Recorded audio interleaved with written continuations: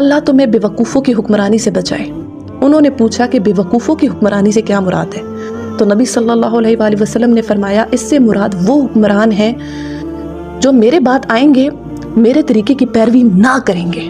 اور میری سنت کو اختیار نہ کریں گے، جو لوگ ان کے جھوٹ کی تصدیق کریں گے اور ان کے ظلم پر تعاون کریں گے، ان کا مجھ سے اور میرا ان سے کوئی تعلق نہیں۔ یعنی جو لوگ ان کا ساتھ دیں گے ظالم حکمرانوں کا، کہیں گے ہاں بھائی ٹھیک، بہت زبردست خارجہ پالیسی بنی ہے، بہت زبردست کام چل رہا ہے،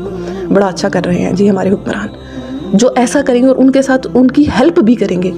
تو اللہ کے نبی نے کیا فرمایا کہ ان کا مجھ سے اور میرا ان سے کوئی تعلق نہیں، اور یہ لوگ حوض کوثر پر بھی میرے پاس نہ آ سکیں گے۔ لیکن جو لوگ ان کی جھوٹی باتوں کی تصدیق نہ کریں گے اور ان کے ظلم پر تعاون نہ کریں گے، یعنی کہ ان کی برائیوں کو یہ نہیں کہیں گے کہ یہ اچھا ہے، ان کی برائیوں کو جسٹیفائی نہیں کریں گے اور نہ ہی ان کے غلط کاموں میں ان کا ساتھ دیں گے،